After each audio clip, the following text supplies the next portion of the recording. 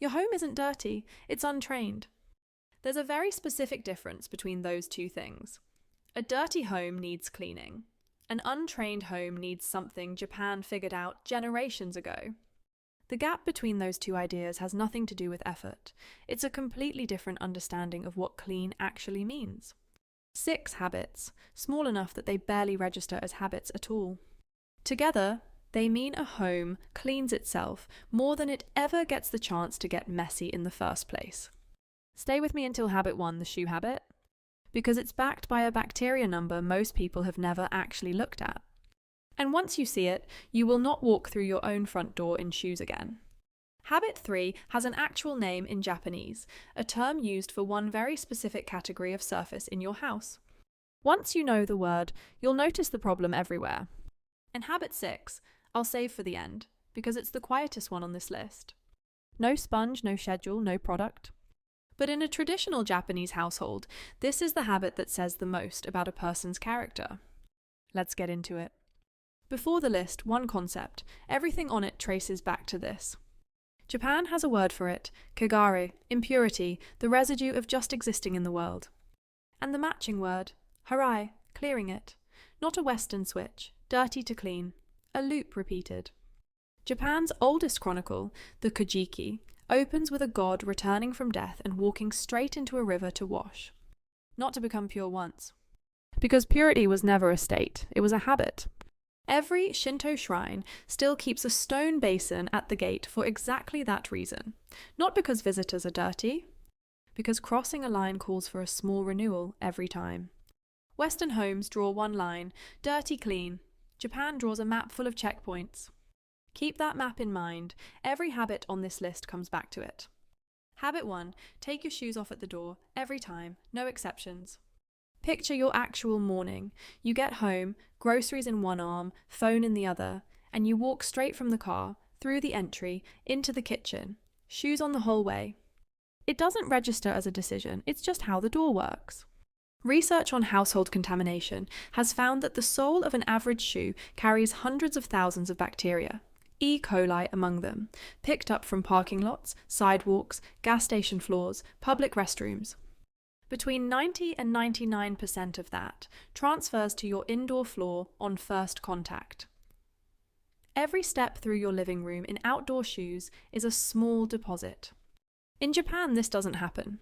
There's a dedicated entry space just inside the front door called the genkan, a slightly sunken step where shoes come off before anyone crosses into the living space. The genkan isn't decoration. It's a boundary in the same sense as the tamizuya at a shrine gate. Cross this one specific line and the outside stops following you. This is kagare in its most literal form, the ordinary residue of the outside world stopped at a checkpoint instead of let inside to spread. The West built the welcome mat and asked the outside world to wipe its own feet on the way in. Japan built a boundary and asked it to stay out entirely. A shoe rack, a low bench, a basket of slippers. That's the whole system. Nobody has to enforce it. It just becomes how the door works. The shift. Every shoe you take off at the door is a cleaning session. Your floor never has to recover from later. That's habit 1. The next one lives somewhere almost nobody thinks to look. Habit 2. Clean as you go. Every single time you use a surface. Not at the end of the night. The moment you're done. This sounds obvious enough that most people assume they already do it. They don't. Cleaning as you go doesn't mean tidying the kitchen before bed. It means wiping the stovetop the second the pan comes off the burner. It means the bathroom counter gets a pass the moment you finish at the sink.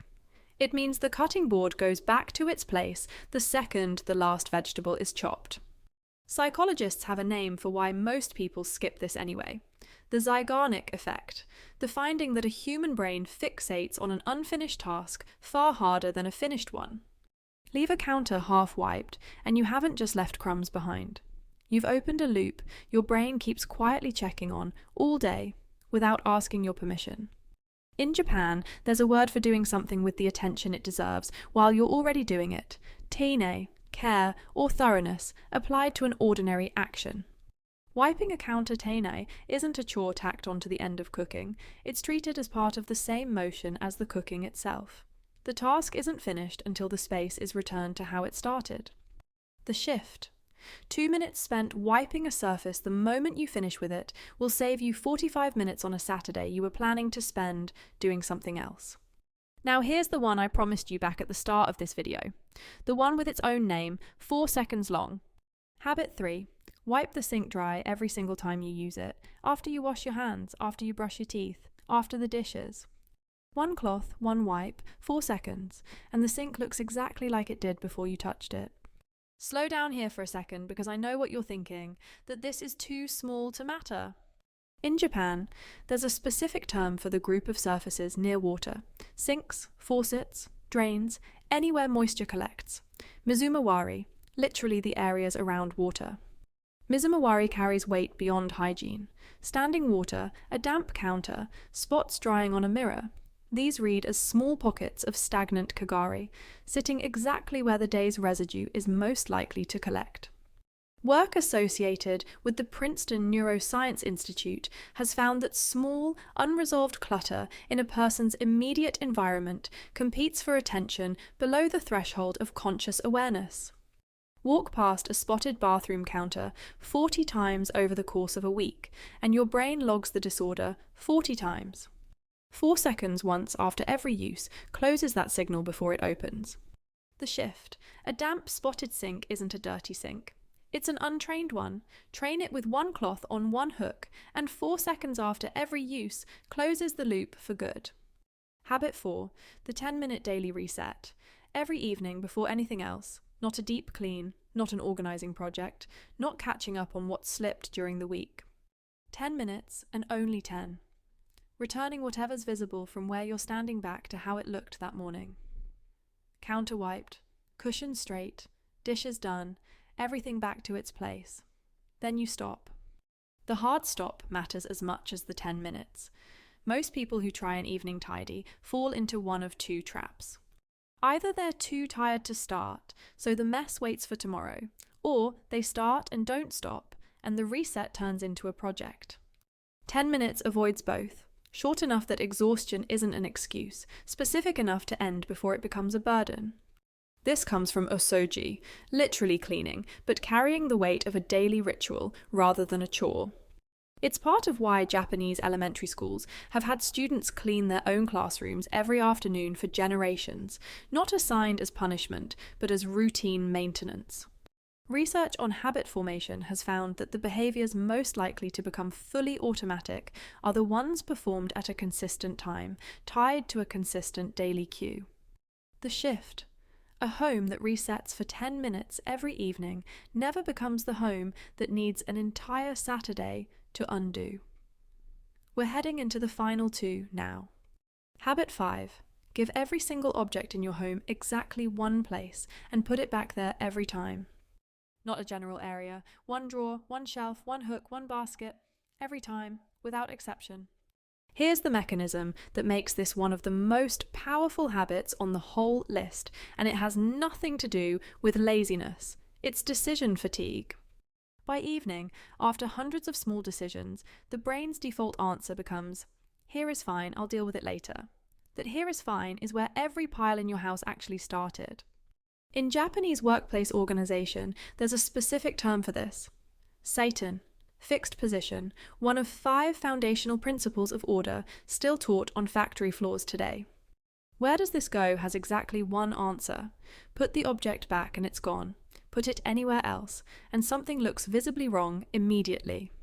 Now, honestly, a fixed spot for everything sounds almost too rigid for some households, especially in busy homes with kids. The shift. Clutter was never a cleaning problem. It's a decision problem, and a fixed place for every object is what removes the decision for good.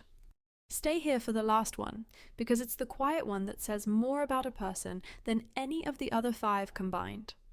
Habit 6. Lower your threshold for what counts as done. This one has nothing to do with cleaning at all. Most people are holding a standard that guarantees they'll never actually meet it. Most people carry an unconscious picture of clean, counters fully wiped, floor vacuumed, bathroom looking like a hotel's. This is the all or nothing trap, and it's the actual reason most new cleaning habits quietly die within 2 weeks. Japan has a different name for this: kanso, simplicity, the removal of what doesn't belong. Kanso traces back through the tea ceremony reforms of the 16th century. The counter doesn't need to be immaculate. It needs to be better than it was 30 seconds ago. The sink doesn't need to be scrubbed. It needs to be dry. A 4-second wipe that leaves a sink 80% better, done daily, will beat a 45-minute scrub that leaves it perfect, done twice a year, every time. What you're maintaining was never really the house. It's the boundary between the outside world and the inside one, a line you redraw a little every single day. Stop here. Let that land. What you're maintaining was never really the house. It's the boundary between the outside world and the inside one. The shift. You don't need to clean. You need to consistently choose the small thing over doing nothing every single time. Here's everything compressed into 3 questions. 30 seconds, run against your own house. Question 1. Is this mess something the outside world is bringing in, or is it something you're generating once you're already inside? Shoes at the door is the whole test. Question 2. When you finish with a surface, are you actually finishing with it, or are you postponing the finish and calling it done anyway? Question 3. Does this object have a fixed place it goes back to, or does it float until it becomes a pile? A pile is never one object's fault. 3 questions. 30 seconds. If a habit in your house fails all 3, that's the first one to fix. Look around the room you're in right now.